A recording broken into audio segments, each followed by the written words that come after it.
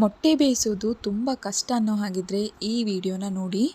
ತುಂಬ ಸಿಂಪಲ್ಲಾಗಿ ಮೊಟ್ಟೆನ ಯಾವ ರೀತಿ ಬೇಯಿಸೋದಂತ ಈ ವಿಡಿಯೋದಲ್ಲಿ ತೋರಿಸ್ಕೊಡ್ತಾ ಇದ್ದೀನಿ. ಫಸ್ಟ್ ನೋಡಿ, ಹೊರಗಡೆಯಿಂದನೇ ನಾವು ಮೊಟ್ಟೆಗಳನ್ನು ತರೋದು. ಈಗಂತೂ ಯಾರೂ ಮನೆಯಲ್ಲಿ ಕೋಳಿಗಳನ್ನು ಸಾಕೋದಿಲ್ಲ. ಸೊ ಮೊಟ್ಟೆಗಳನ್ನು ನಾವು ಪರ್ಚೇಸ್ ಮಾಡ್ತಾ ಇದ್ದೀವಿ ಅನ್ನೋ ಹಾಗಿದ್ರೆ ಫಸ್ಟು ನಿಮಗೆ ಇಂಪಾರ್ಟೆಂಟ್ ಏನಪ್ಪ ಅಂತಂದರೆ, ಈ ಮೊಟ್ಟೆಗಳು ತಂದ ತಕ್ಷಣವೇ ನೀವು ಯಾವಾಗ ಕುದಿಸ್ತಿರಲ್ಲ ಅವಾಗೆಲ್ಲನೂ ಒಂದು ಕಡಾಯಿನಲ್ಲಿ ನೀರು ಹಾಕ್ಕೊಂಡು ಚೆನ್ನಾಗಿ ತೊಳ್ಕೊಳ್ಳಿ. ಈ ರೀತಿ ನೋಡಿ, ನಾನು ನಿಮಗೆ ತೋರಿಸ್ಕೊಡ್ತಾ ಇದ್ದೀನಲ್ಲ, ಇಲ್ಲಿ ನಾನು 6 ಮೊಟ್ಟೆಗಳನ್ನು ತೊಗೊಂಡಿದ್ದೀನಿ. ಈ 6 ಮೊಟ್ಟೆಗಳನ್ನು ಫಸ್ಟು ನಾನು ನೀರಿನಲ್ಲಿ ಚೆನ್ನಾಗಿ ತೊಳ್ಕೊತಾ ಇದ್ದೀನಿ. ಮೇಲ್ಗಡೆ ಭಾಗ ಏನಿದೆ ಅದನ್ನು ನೀರಿನಲ್ಲಿ ಚೆನ್ನಾಗಿ ತೊಳ್ಕೊತಾ ಇದ್ದೀನಿ. ತೊಳೆದ್ಮೇಲೆ ಆ ನೀರನ್ನು ಚೆಲ್ಬಿಡಿ. ಅದಾದಮೇಲೆ ಒಂದು ಪಾತ್ರೆಯಲ್ಲಿ ನೀರನ್ನು ತೊಗೊತಾ ಇದ್ದೀನಿ. ಈಗ ನೀರು ತೊಗೊಂಡು ಗ್ಯಾಸ್ ಸ್ಟವ್ನ ಆನ್ ಮಾಡ್ಕೊಂಡಿದ್ದೀನಿ. ಈಗ ಒಂದೊಂದೇ ಮೊಟ್ಟೆಗಳನ್ನು ಹಾಕ್ತಾ ಹೋಗ್ತಾ ಇದ್ದೀನಿ.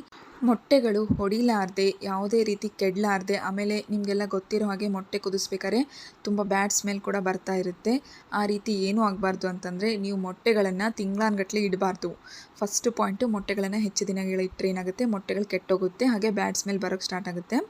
ಈಗ ನಾನಿಲ್ಲಿ ಕುದಿಸೋ ಏನಿದೆ ಇದಕ್ಕೆ ಮೊಟ್ಟೆ ಹಾಕ್ತಾ ಇದ್ದೀನಲ್ವ, ಈ ಮೊಟ್ಟೆಗೆ ನೀರೇನಿದೆ ಮೇಲ್ಗಡೆ ಇರಬೇಕು. ಮೊಟ್ಟೆಯ ಭಾಗ ಏನಿದೆ ಅದು ಹೆಚ್ಚಿರಬೇಕು, ನೀರಿನ ಭಾಗ ಏನಿದೆ ಹೆಚ್ಚಿರಬೇಕು.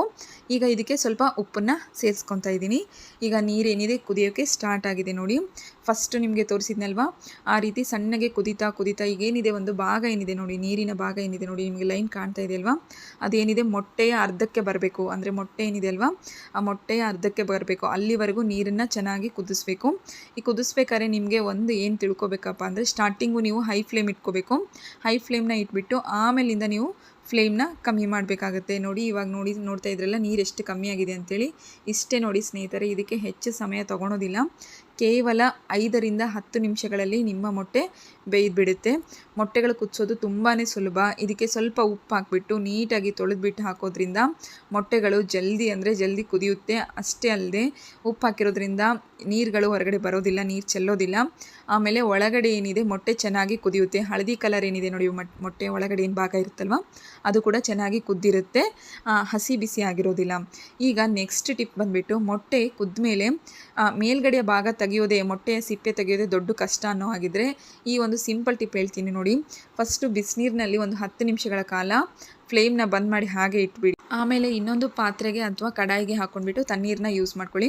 ತಣ್ಣೀರು ಹಾಕಿಬಿಟ್ಟು ಅದರಲ್ಲಿ ಇದನ್ನು ಒಂದು 2 ನಿಮಿಷ ಇಟ್ಟರೆ ಸಾಕು. ನಿಮ್ಮ ಮೊಟ್ಟೆಗಳು ಕುದಿಸಿರುವಂಥ ಮೊಟ್ಟೆಗಳೇನಿದ್ದಾವೆ ಅವು ಕರೆಕ್ಟಾಗಿ ಓಪನ್ ಆಗೋಕ್ಕೆ ಸ್ಟಾರ್ಟ್ ಆಗುತ್ತೆ, ಸಿಪ್ಪೆಗಳು ಬಿಚ್ಕೊಳೋಕ್ಕೆ ಸ್ಟಾರ್ಟ್ ಆಗುತ್ತೆ. ಇಲ್ಲಪ್ಪ ಅಂದರೆ ಏನಾಗುತ್ತೆ, ನೀವು ಯಾವ ರೀತಿ ಮೊಟ್ಟೆಗಳನ್ನು ತೆಗಿತೀರೋ ಮೊಟ್ಟೆ ಜೊತೆಗೆ ಸಿಪ್ಪೆ ಮತ್ತು ಮೊಟ್ಟೆ ಎರಡೂ ಕೂಡ ಹೊರಗೆ ಬರೋಕ್ಕೆ ಸ್ಟಾರ್ಟ್ ಆಗುತ್ತೆ. ಆ ರೀತಿ ಆಗಬಾರ್ದು ಅಂತಂದರೆ ಜಸ್ಟ್ ಈ ಸಿಂಪಲ್ ಟಿಪ್ನ ಫಾಲೋ ಮಾಡೋದ್ರಿಂದ ಮೊಟ್ಟೆ ಈಸಿಯಾಗಿ ಬೇಯಿಸ್ಬೋದು. ಯಾವುದೇ ರೀತಿ ಹೊಡೆಯೋದಿಲ್ಲ, ಸ್ಮೆಲ್ ಬರೋದಿಲ್ಲ, ಯಾವ ರೀತಿಯೂ ಆಗೋದಿಲ್ಲ. ನೋಡಿ ಎಷ್ಟು ಸುಲಭವಾಗಿ ಸಿಪ್ಪೆನ ತೆಗಿತಾ ಇದ್ದೀನಿ ಅಂತೇಳಿ, ಎಷ್ಟು ಈಸಿಯಾಗಿ ಮೊಟ್ಟೆ ಸಿಪ್ಪೆನ ಸುಲಭವಾಗಿ ತೆಗಿತಾ ಇದ್ದೀನಿ ನೋಡಿ.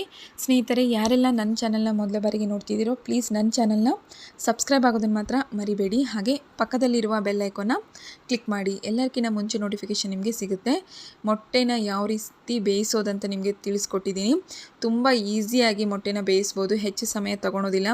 ಜಸ್ಟ್ ನೀರು ಕುದಿಬೇಕಾದ್ರೆ ಉಪ್ಪನ್ನು ಹಾಕಿಬಿಟ್ಟು ಅದ್ರ ಮೇಲ್ಗಡೆ ಲಿಡ್ ಕ್ಲೋಸ್ ಮಾಡ್ಕೊಂಡ್ಬಿಟ್ರೆ ಸಾಕು. ಲೋ ಫ್ಲೇಮ್ನಲ್ಲಿ ಇಡಬೇಕು. ಯಾವಾಗ ಕುದಿ ನೀರು ಬರುತ್ತೋ ಆವಾಗ ನೀವು ಫ್ಲೇಮ್ ಏನಿದೆ ಕಮ್ಮಿ ಮಾಡೋದ್ರಿಂದ ನಿಮ್ಮ ಮೊಟ್ಟೆಗಳೇನಿದ್ದಾವೆ ಅವು ಒಡೆಯೋದಿಲ್ಲ ಮತ್ತು ಸ್ಮೆಲ್ ಕೂಡ ಬರೋದಿಲ್ಲ.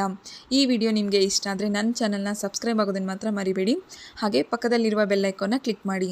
ಎಲ್ಲರಿಗಿಂತ ಮುಂಚೆ ನೋಟಿಫಿಕೇಷನ್ ನಿಮಗೆ ಸಿಗುತ್ತೆ. ಹಾಗೆ ನಿಮ್ಮ ಫ್ಯಾಮಿಲಿ ಫ್ರೆಂಡ್ಸಿಗೆ ಕೂಡ ಶೇರ್ ಮಾಡೋದನ್ನು ಮಾತ್ರ ಮರಿಬೇಡಿ.